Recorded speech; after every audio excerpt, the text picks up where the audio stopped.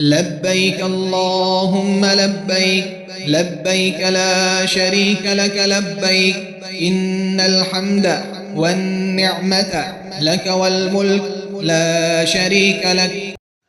السلام علیکم محترم سامعین کرام، پروگرام طریقہ حج و عمرہ درجہ بدرجہ میں آپ کا میزبان اسد اللہ غوری آپ کو خوش آمدید کہتا ہے۔ ہماری یہ خوش قسمتی کہ آج ہماری بزم کے مہمان خصوصی ہوئے ہیں حضرت مولانا مفتی مسعود شاہ صاحب۔ مولانا صاحب کا تعلق پشاور سے ہے اور حضرت والا عرصہ دراز سے دینی علوم کی درس و تدریس سے وابستہ ہیں۔ ہمارے ہر دل عزیز محترم مفتی صاحب جہاں بفضل باری تعالیٰ قوم کے بچوں کو دینی علوم کے زیور سے آراستہ پیراستہ فرما رہے ہیں اور ہمارے ملک کے روشن مستقبل کو سنوارنے میں اہم کردار ادا کر رہے ہیں، وہیں آپ اپنی بے پناہ مصروفیات کے باوجود سفر حج کے مناسک، شرعی مسائل اور ان کے شرعی حل کے حوالے سے بھی ضیوف الرحمن کی خوب رہنمائی کرتے چلے آئے ہیں۔ اسی ضمن میں عرض کرتا چلوں کہ حج بیت اللہ شریف کے اہم موضوع پر شائع ہونے والی آپ کی کئی ایک کتب اور سوشل میڈیا پر قسط وار آنے والے مختلف سلسلے اللہ کے مہمانوں سے آپ کے قلبی تعلق کا جیتا جاگتا ثبوت ہیں۔ محترم مفتی صاحب کی مقناطیسی شخصیت کو دیکھتے ہوئے آج کے موضوع کا انتخاب ہے فلسفہ حج بیت اللہ شریف۔ جیسا کہ آپ سب جانتے ہیں کہ ہمارے پروگرام جس میں ہم نے ضیوف الرحمن کو ان کے گھر سے لیا تھا، وہ اپنے گھر سے سفر کرتے کرتے اب اپنا عمرہ کرنے کے بعد یہاں عزیزیہ میں یا بطحہ قریش میں یا مکہ المکرمہ میں حرم شریف کے گرد و پیش میں کہیں رہائش پذیر ہیں، اور اب وہ سفر حج کے مناسک کے حوالے سے تیاری میں پیش ہیں، تو بہتر ہوگا کہ ان کو یہاں حج بیت اللہ کی اصل روح کے بارے میں بھی آگاہی ہو جائے۔ تو آئیے ہم اپنے پروگرام کا آغاز کرتے ہیں۔ السلام علیکم ورحمۃ اللہ وبرکاتہ محترم مفتی صاحب۔ وعلیکم السلام ورحمۃ اللہ وبرکاتہ اسد اللہ غوری صاحب۔ حضرت والا، سب سے پہلے تو میں آپ کا انتہائی ممنون ہوں کہ آپ نے اپنا وقت نکالا اور ہماری رہنمائی کے لیے یہاں تشریف لائے۔ یقینی طور پر آپ کو یہاں دیکھ کر مجھے بے انتہا خوشی ہوئی، چونکہ مقصد آپ کی برکات حاصل کرنا تھا اس پروگرام کے حوالے سے، تاکہ ہمیں خوب استفادہ ہو سکے اس سے۔ میرا سوال آپ سے یہ ہوگا پہلا کہ ہمیں ذرا بتائیے گا کہ فلسفہ حج کیا ہے؟ گویا کہ میں آپ سے یہ دریافت کرنا چاہ رہا ہوں کہ آپ کے قیاس میں سفر بیت اللہ شریف کی حکمت کیا ہے؟ نحمدہ و نصلی علی رسولہ الکریم، اما بعد، بسم اللہ الرحمن الرحیم۔ محترم اسد اللہ غوری صاحب، آپ نے یہ پوچھا کہ حج کی کیا حکمت ہے، تو دیکھیں مختصراً یہ کہ جتنے بھی اللہ جل شانہ کی احکامات ہیں، اللہ کے جو بھی حکم ہیں اور ایک انسان سے اس کا مطالبہ ہے، تو ان تمام احکامات میں ایک تو مشترکہ حکمت یہی ہے کہ اللہ ہمارے خالق ہیں، مالک ہیں، اور ہم اللہ کے مخلوق ہیں، بندے ہیں۔ تو ایک بندہ، ایک غلام اپنے آقا سے یہ نہیں پوچھ سکتا کہ تم نے مجھے یہ کام کرنے کا حکم کیوں دیا۔ مالک کی مرضی جو حکم دے، بندے کا کام، غلام کا کام، نوکر کا کام اس حکم کو پورا کرنا ہے۔ تو اللہ جل شانہ کے احکامات ہیں، ہم نے پورے کرنے ہیں، اور کیوں پورے کرنے ہیں تو بس مختصراً یہی کہ بس یہ میرے آقا کا، میرے رب کا، میرے رازق کا، میرے مالک کا حکم ہے۔ لیکن بہرحال ہم مخلوق، ہم کمزور، ہم ضعیف، تو علماء ہمارے دلوں کی تسلی کے لیے، ہم جیسے کمزور مسلمانوں کی ذہن کو مطمئن کرنے کے لیے اللہ کے افعال کی، اللہ کے احکام کی حکمتیں اپنے سمجھ اور فہم کے مطابق بیان کرتے ہیں، اور ان کی حقیقت تک پہنچنا یہ ایک فانی انسان اور ایک کمزور انسان کے بس کی بات نہیں۔ بہرحال حج کی بھی علماء نے ہم جیسے کمزوروں کے سامنے بہت ساری حکمتیں بیان کی، لیکن میں مختصراً عرض یہ کر دوں کہ حج میں دو چیزیں بالکل واضح ہیں۔ ایک تو اللہ کے سامنے اپنی عاجزی اور بندگی ظاہر کرنا، اور اللہ سے اپنے محبت کا اظہار کرنا۔ جیسے فارسی میں ایک محاورہ ہے کہ انسان کو ایسا ہونا چاہیے جیسے مردہ بدست زندہ، جیسے مردہ ایک زندہ کے ہاتھ میں ہوتا ہے، جیسے وہ اسے چاہے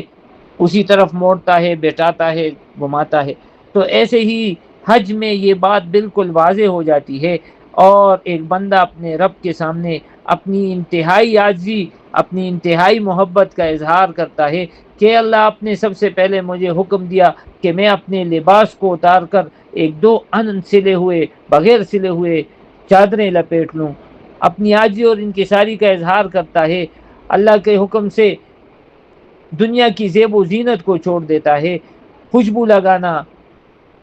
بالوں میں کنگھی کرنا، داڑھی کو سنوارنا، خوشبو والے صابن اور شیمپو سے نہانا، ان ساری چیزوں کو وہ ترک کر دیتا ہے۔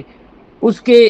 ناخن اگر لمبے ہوں تو وہ اس کو کاٹ نہیں سکتا، اس کی مونچھیں اگر ناپسندیدہ حالت میں ہو تو بس وہ ان کو نہیں دیکھتا، بلکہ اپنی عاجزی، اپنی انتہائی تزلزل کو ظاہر کرتا ہے اس کے رب کے حکم کے لیے۔ کبھی وہ ایک پہاڑ پر چڑھتا ہے، کبھی دوسرے پہاڑ پر چڑھتا ہے، صفا مروہ کی سعی کرتا ہے، کبھی ایک اینٹوں اور پتھروں سے بنے ہوئے ایک گھر کے گرد دیوانہ وار گھومتا ہے، اپنی عاجزی اور اپنی محبت کا اظہار کرتا ہے کہ اللہ، آپ کا حکم ہے اور آپ کے گھر کے گرد میں آپ ہی کی رحمت کو طلب کرنے کے لیے گھوم رہا ہوں، چکر لگا رہا ہوں۔ جیسے ایک دنیاوی بادشاہ اور سخی کے گھر کے گرد لوگ چکر لگاتے ہیں، ایسے ہی یہ اپنی عاجزانہ چکر لگا رہا ہے۔ کبھی شہروں کو چھوڑ کر صحراؤں میں نکل جاتا ہے،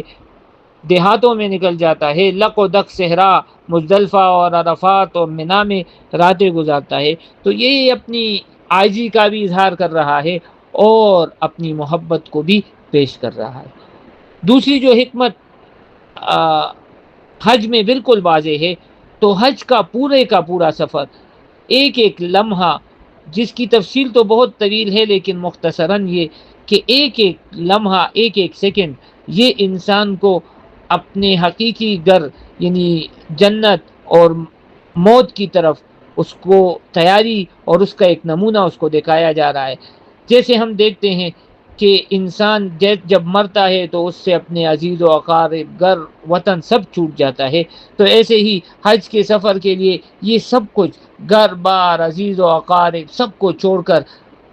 سعودی عرب کا اور حجاز مقدس کا سفر وہ شروع کر دیتا ہے۔ نہ تو اپنی دکان کو دیکھتا ہے، نہ اپنی آفس کو، نہ گھر کو، اور یہاں تک کہ بچوں کو بھی چھوڑنا پڑ جاتا ہے۔ اسی طرح جیسے آخرت کا سفر ہے، کچھ لوگ گھر سے ہی رخصت کر دیتے ہیں، کچھ لوگ قبر تک لے جاتے ہیں، ایسے ہی اس سفر میں کچھ لوگ تو گھر سے ہی اس کو عارضی طور پر رخصت کرتے ہیں، کچھ زیادہ سے زیادہ ایئرپورٹ تک چلے جاتے ہیں، پھر ہوائی جہاز میں بیٹھ کر یہ اپنے سفر طے کرتا ہے، جیسے کہ ایک چارپائی پہ ڈال کر مردے کو لے جایا جاتا ہے، یہاں تک کہ اس کا اپنا لباس ہٹا کر اسے کفن کی چادریں پہنا دی جاتی ہیں، تو ایسے اس کو بھی اپنا لباس ہٹا کر احرام کی چادریں پہننا پڑتی ہیں۔ اسی طرح سفر میں کچھ ساتھی وہ راحت دینے والے، کچھ تکلیف دینے والے ہوتے ہیں، ایسے ہی آخرت کے سفر میں نیک اعمال انسان کے لیے قبر، حشر وغیرہ میں راحت کا باعث، اور برے اعمال وہ انسان کے لیے تکلیف اور غم اور مصیبت کا باعث۔ تو عرض یہ کہ قدم بقدم اس کو یہ احساس دلایا جا رہا ہے کہ اے بندے، جیسے تمہارا آج یہ حج کا سفر ہے، ایسے ہی آخرت کی طرف ایک دن تم نے سفر کرنا ہی کرنا ہے۔ جیسے قبر میں، کفن میں کچھ بھی نہیں ہوتا، ایسے ہی احرام کی چادروں میں کچھ بھی نہیں، نہ کوئی جیب ہے، نہ کوئی بٹوا ہے، نہ کوئی ساز و سامان رکھنے کی کوئی صورت ہے۔ تو یہ سارا کچھ، تو یہ سارے مزید اگر میں جاؤں تو اور بھی اس میں تفصیل ہے. پھر حشر نشر اور یہ سارے مناظر عرفات میں ایک لک و دک میدان میں، وہ سب ہمیں قیامت کے منظر کی وہ یاد دہانی کرا رہا ہوتا ہے. تو مختصراً یہ کہ یہ حج کا سفر عاجزی اور محبت کا سفر،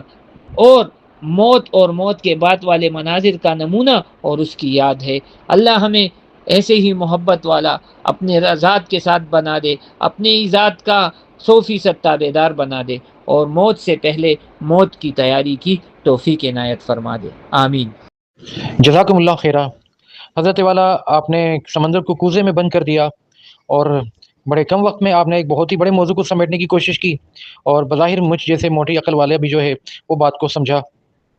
اب یہاں بظاہر پر ہی اگر میں بات کر کے دوسرا سوال آپ سے کرنے کی جسارت چاہوں کہ دیکھیے، جو احرام کی 2 چادریں ہوتی ہیں، انسلی سفید چادریں، بظاہر اس کے اندر کوئی ایسی خوبصورتی نظر نہیں آتی، کوئی ایسی زیبائش نظر نہیں آتی، کوئی ایسی جاذب نظر نہیں لگتی کہ دنیا کے اندر اس کی واہ واہ کی جائے. چونکہ یہاں تو لوگ 3 پیس سوٹ اور پتہ نہیں کیا کیا چیزیں استعمال کرتے ہیں، زرق و برق کپڑے، قیمتی گھڑیاں، انتہائی مہنگے چشمے، اور پھر گلے میں لوگ پتہ نہیں کیا کیا قسم کی چیزیں اور بھی وہ لگا لیتے ہیں. پوچھنے کا مقصد میرا یہ ہے کہ اس کے باوجود جبکہ یہ 2 چادریں حاجی کے لیے اللہ تعالیٰ کی طرف سے منتخب کردہ ہیں، تو ان کی کیا ہی اعلیٰ شان ہے. تو اس حوالے سے آپ ہمیں بتائیے گا کہ جو چیزیں بظاہر ہمیں بڑی سادہ سی لگتی ہیں، در حقیقت ان کی کتنی اہمیت ہے. احرام کی چادروں کی اہمیت کے بارے میں ہے تو جیسے میں نے پچھلے سوال میں عرض کیا کہ احرام کی چادریں مختلف طریقوں سے ایک حاجی کو اس کی حقیقت کی طرف متوجہ کرتی ہے، اس کو یاد دلاتی ہے کہ ایک دن ایسے ہی تم نے دنیا سے جانا ہے، اور سارا لباس اور سب کچھ چھوڑ کر تم نے 2 چادروں میں ہی اللہ کے سامنے پیش ہونا ہے اور اللہ کے دربار میں حاضر ہونا ہے. تو ایسے آج بھی اللہ کے گھر میں تم نے صرف 2 ہی چادریں پہن کر پیش ہونا ہے، اور ہر لمحہ ہر سیکنڈ یہ چادریں اس کو اپنی حقیقت کی طرف متوجہ کرتی ہیں. اگر حقیقت کی آنکھوں سے ان کو دیکھا جائے تو بہت بڑی اہمیت ہے اس سفر میں، اور حج کے اس پورے اور عمرے کے اس سفر میں. یہ چادریں انسان کی حقیقت، انسان کو اس کی اصلیت کی طرف بار بار پکارتی ہے، اور یہی اس کو یاد دلاتی ہے کہ کسی اجمی کو کسی عربی پر، کسی مالدار کو کسی غریب پر، کسی مالک کو کسی ملازم پر کوئی فوقیت حاصل نہیں، سب ایک جیسے انسان ہیں. اگر تو فوقیت ہے تو وہ تقوی کے لحاظ سے ہے. اللہ ہم سب کو تقوی والی زندگی نصیب فرما دے. اپنے رب کی محبت اور اس کی دل میں اس کی محبت اور اس سے ڈرنا وہ ہمارے بدن میں، ہمارے روح میں رچ بس جائے. آمین یا رب العالمین. بہت بہت شکریہ محترم مفتی صاحب، آپ نے مجھے تعلیم دی اس حوالے سے کہ آج مجھے پتہ چلا کہ اصل میں احرام کی جو چادریں ہیں، ان 2 چادروں کی کیا ہی عظمت ہے. میں یہاں آپ سے ایک تیسرا سوال کرنا چاہوں گا کہ آج تو حج جو ہوتا ہے اس میں بہت ساری سہولیات موجود ہیں. ظاہر زمانہ جیسے جیسے آگے بڑھ رہا ہے، مختلف قسم کی ایجادات زندگی کو نہ صرف سہل بنا رہی ہیں بلکہ شاید کچھ پرتعیش بھی ہو گئی ہیں چیزیں. اب سے پہلے، سالوں پہلے، عشروں پہلے، بلکہ اب تو یوں کہہ لیجئے کہ صدیوں پہلے، جب تابع تابعین سفر حج پر نکلا کرتے تھے تو ان کا جو حج ہوتا تھا وہ کیسا ہوا کرتا ہوگا، اور آج کا حج جو ہے وہ تو ہمارے سامنے ہی ہے. آپ ان دونوں کا آپس میں کس طرح سے موازنہ کریں گے؟ نے پوچھا تابعین اور تبع تابعین اور آج کے سفر میں کیا فرق ہے، تو یقیناً فرق ہے. زمانے کا فرق، رفتار کا فرق. وہ لوگ جب حج کے لیے نکلتے تو یقیناً اپنی جان ہتھیلی پر رکھ کر نکلتے تھے. مہینوں کا سفر، تپتے ہوئے صحرا، اونٹوں کا تھکا دینے والا سفر، راستے میں ڈاکوؤں کا خطرہ، پانی کی کمی، اور یہ ساری باتیں تھی. اور آج یقیناً سہولیات کا ایک سمندر، ہوائی جہاز، ایئر کنڈیشن خیمے، bus, phone, live locations, lift, wheel chair, اور مہینوں کا سفر گھنٹوں میں. جہاز میں بیٹھ کر گھنٹوں میں ہم پہنچ گئے. وہاں پر مشقت زیادہ تھی، یقیناً زیادہ تھی. تپتے ہوئے صحراؤں میں، مینا میں بھی کڑکتے ہوئے دھوپ میں، اور اسی طرح عرفات مزدلفہ میں، اسی طرح طواف میں آج ایسا ماربل لگا ہوا ہے کہ دھوپ میں بھی وہ ماربل گرم نہیں ہوتا، ہمارے پاؤں نہیں جلتے۔ تو یہ سہولیات ان کے پاس نہیں تھی اور ہمارے پاس ہیں۔ ان کی مشقتیں یقیناً زیادہ تھی اور ہماری کم ہیں، لیکن میں یہ عرض کروں کہ ہم یہ نہیں کہہ سکتے کہ آیا آج کا ایک انسان اس کا حج بالکل کمزور ہے اور ان کا حج بہت اعلیٰ اور کامل تھا۔ یقیناً وہ بھی کامل تھا، لیکن آج کے اس کمزور دور کے ایک انسان کا بھی حج وہ ایک جہاد ہے، ایک مجاہدہ ہے۔ اس کے لیے مجاہدہ تھا راستے کا، اس کے لیے مجاہدہ ہے۔ آج کے اس پرفتن دور میں ہر چیز سے، اپنے بزنس سے، اپنے کاروبار سے، اپنی نوکریوں سے یکسو ہو کر نکلنا، تو آج بھی اگر یہ انسان مشقت اٹھاتا ہے، سوشل میڈیا کے اس دور میں اپنے آپ کو سوشل میڈیا سے دور رکھتا ہے، کیمروں سے دور رکھتا ہے، اور آج کی ان مشکلات سے وہ نبر آزما ہوتا ہے، اس کے خلاف اپنی جہاد کو جاری رکھتا ہے، تو یقیناً آج کا ایک مسلمان بھی اسی طرح حج کی برکات کو سمیٹ سکتا ہے، اس کی روحانیت کو حاصل کر سکتا ہے۔ لیکن صرف اور صرف فرق یہ ہوگا کہ آج کا ایک مسلمان یہ ایک پکا عزم اور ارادہ کرے کہ میں نے انشاءاللہ حج کو روحانی بنانا ہے، اور اپنے نفس اور حالات سے مقابلہ کر کے اپنے حج کو حج مقبول اور مبرور یقیناً بنانا ہی بنانا ہے۔ جزاک اللہ محترم مفتی صاحب، بہت بہت شکریہ۔ حضرت والا، چونکہ میں ایک نادان سا طالب علم ہوں تو ایک معصومانہ سوال آپ سے کرنا چاہوں گا کہ کیا آج کے دور میں رہتے ہوئے بھی ہم وہ جو تابعین حج کیا کرتے تھے، ان کی اس حج کی روح کو پا سکتے ہیں؟ کیا ہم ان کی نقالی کر سکتے ہیں؟ کیا ہم ان کے اس جذبے کو دوبارہ سے زندہ کر سکتے ہیں؟ میرا کہنے کا مطلب آپ سمجھ چکے ہوں گے کہ کیا ہم روحانی طور پر اپنا وہی تعلق قائم کر سکتے ہیں اس دور میں جو جا کر اس دور سے جڑ جائے؟ آپ نے پوچھا کہ آج بھی ہم اسلاف کی طرح اسی جذبے سے حج کر سکتے ہیں یا نہیں کر سکتے، تو اس کا جواب یقیناً ہاں ہی میں ہے، کیونکہ دیکھیں جو رب، جو اللہ ان کا تھا، جو دین ان کا تھا، جو پیغمبر صلی اللہ علیہ وسلم ان کے تھے، وہ یقیناً آج کے مسلمان کے بھی ہیں۔ بس صرف یہ ہے کہ ہم ایسے خالص نیت کے ساتھ ہم یہ نیت کریں کہ ہم نے بھی اپنے اسلاف کی یاد کو تازہ کرنا ہے، ان جیسا ہی حج کرنا ہے۔ تو اس جذبے کے ساتھ جب ہم حج کے لیے جائیں گے، نیت کریں گے، اس کے لیے چند باتیں میں عرض کر دوں کہ ضروری ہونی چاہیے۔ ایک تو یہ نیت ہو کہ میں اسلاف کی طرح حج کروں گا، اور اس کے ساتھ ساتھ یہ بھی نیت کو خالص بھی کریں کہ میں دکھاوے کے لیے نہیں بلکہ صرف اللہ کی رضا کے لیے۔ اس کے ساتھ ساتھ حج کے سفر سے پہلے ہی یہ کوشش ہو کہ ہمارا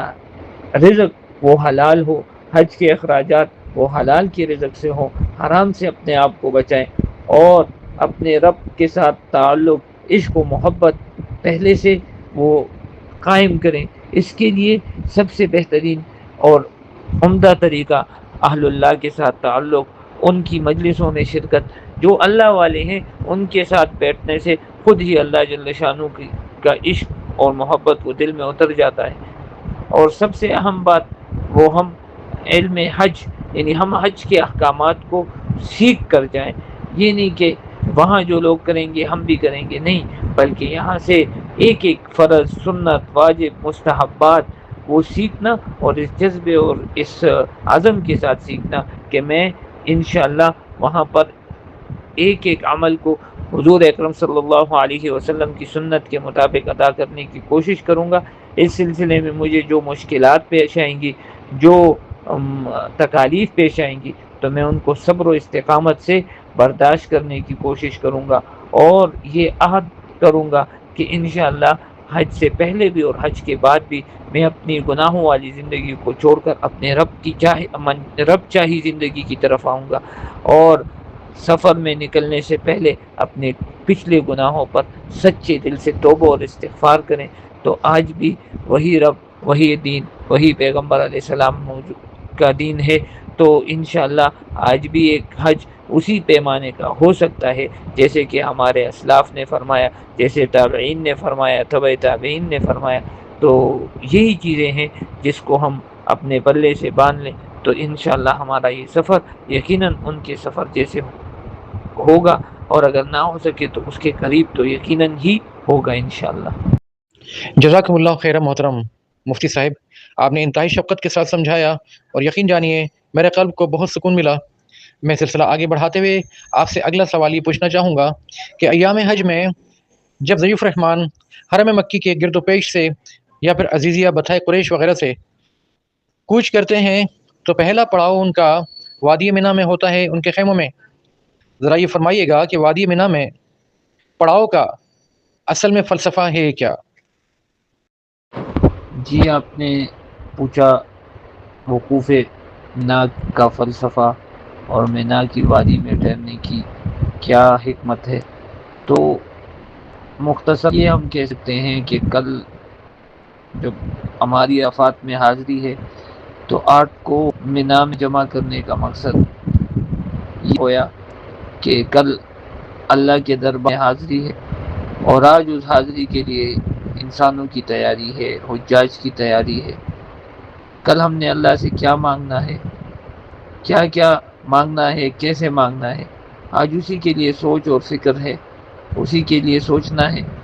اور اسی کے لیے تیاری کرنی ہے کہ کل حشر کے میدان میں جب اللہ کے سامنے پیش ہوں تو ہم پوری تیاری کے ساتھ حاضر ہو سکے۔ اس کے علاوہ دنیا کی بے رغبتی کی تربیت ہو جائے کہ مینا کے خیموں میں امیر و غریب، بادشاہ و مزدور سب ایک ہی ماحول میں، ایک ہی لباس میں سب جمع ہیں، اور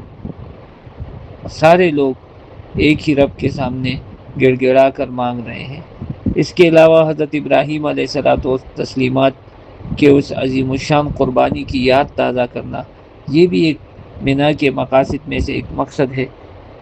اور اس کے علاوہ جب واپس عرفات مزدلفہ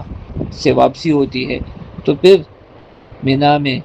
جمرات کمپلیکس میں ان علامتوں کو پتھر مارنا جو شیطان کی علامتیں ہیں، تو یہ گویا اس بات کی انسان کو بالکل آخر میں تربیت دی جا رہی ہے کہ مومن کو اسی طرح اپنے نفس، اپنے خواہشات کے اوپر، اپنے وسوسوں کے اوپر پتھر مارنے چاہیے، اور 100% اپنے آپ کو اللہ کے لیے اور اللہ کے دین کے لیے مخلص کرنا، یہ بھی انسان کی زندگی کے مقاصد میں ایک مقصد ہے، اور مینا کے قیام میں اسی مقصد کی تیاری کروائی جاتی ہے۔ بہت بہت شکریہ حضرت والا، اللہ رب العزت آپ کو خوش رکھیں۔ حضرت والا، اگلا سوال میں یہیں اسی سلسلے کے حوالے سے کرنا چاہوں گا کہ وادی منی سے اس فلسفے کو سمجھ کر یہاں پر عبادات کر کر اب ضیوف رحمان روانہ ہوتے ہیں میدان عرفات کی جانب، اور وہاں پر بھی ان کا وقوف ہے جو کہ ظاہر سی بات ہے حج کا رکن اعظم کہا جاتا ہے۔ تو ہمیں ذرا وقوف عرفات کے بارے میں بھی بتائیے، اس کا فلسفہ بھی سمجھائیے، اس کی اہمیت کے بارے میں ہمیں روشن فرمائیے۔ جی، آپ نے پوچھا کہ عرفات کا وقوف ہمیں کیا سکھاتا ہے، تو پہلے بھی عرض کر چکا کہ وہ عرفات کا وقوف سب سے پہلے تو ہمیں آخرت کے حشر کے میدان کی یاد دلاتا ہے کہ کیسے حشر کے میدان میں لق و دق صحرا میں سب ایک جیسے ہی حالت میں اللہ کی غضب کے ڈر اور اللہ کی رحمت کی امید لے کر کھڑے ہوں گے، اور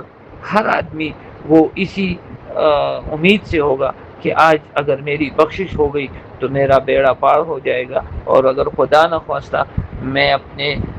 رب کے دربار میں ناکام ہو گیا تو یہ ناکامی ہمیشہ ہمیشہ کے لیے ہوگی۔ تو عرفات کے میدان میں یہی سبق پوشیدہ ہے کہ ہم اپنے رب کو راضی کر لیں، ایسے راضی کریں کہ ہمارا رب ہم سے پھر ناراض نہ ہو، اور ہماری ابدی اور سرمدی کامیابی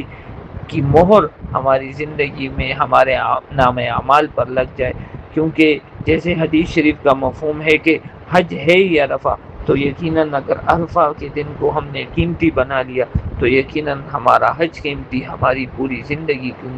قیمتی، اور ہماری کامیابی کی بہت بڑی امید اللہ کی ذات سے قائم ہو جائے گی۔ جزاک اللہ محترم مفتی صاحب۔ اب یہاں عرفات سے خوب انعامات کے ساتھ جب ضیف الرحمان آگے بڑھتے ہیں تو ایک دوسرے کو مبارکباد دیتے ہوئے آگے بڑھتے ہیں۔ اب یہاں ان کے نام کے ساتھ حاجی اور حاجن کا لفظ لگ چکا۔ ہمیں یہ بتائیے گا کہ یہاں سے چلتے چلتے رات کو اب یہ پہنچیں گے مزدلفہ میں، تو مزدلفہ کا کیا فلسفہ ہے، وہاں کا قیام، وہاں کا وقوف، وہاں کی رات بھی گزارنی ہے، تو ہمیں مزدلفہ کے بارے میں بھی بتائیے گا کہ یہ جو قیام ہے اس کا فلسفہ کیا ہے۔ مزدلفہ کی وقوف کی اہمیت بہت زیادہ ہے، کیونکہ بعض علماء فرماتے ہیں کہ مزدلفہ کی رات کی عبادت وہ شب قدر کی رات کے برابر ہے،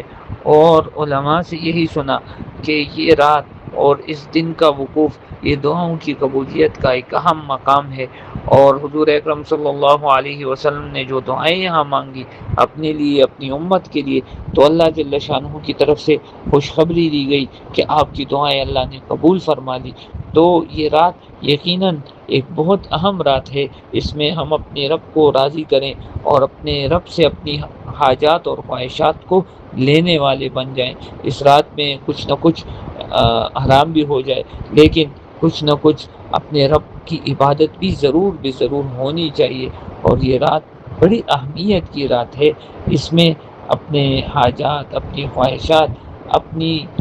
ہر قسم کی چیزیں اپنے رب کے سامنے کھول دیں، اپنے لیے، اپنے اولاد کے لیے، اپنے پڑوسیوں کے لیے، اپنے رشتہ داروں کے لیے، سب کے لیے مانگیں، کیونکہ یہ دعاؤں کی قبولیت کی خاص رات ہے۔ اللہ جل شانہ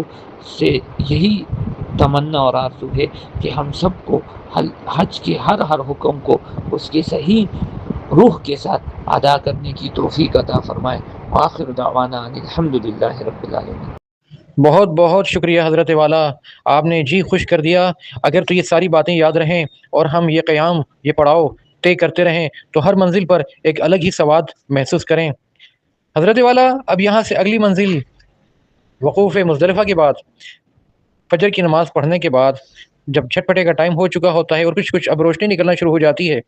تو ضیف الرحمان آگے کوچ کرتے ہیں، اور ان کی اگلی منزل یا اگلی ذمہ داری یا اگلا مقصد ہوتا ہے جا کر بڑے جمرے کو کنکریاں مارنا،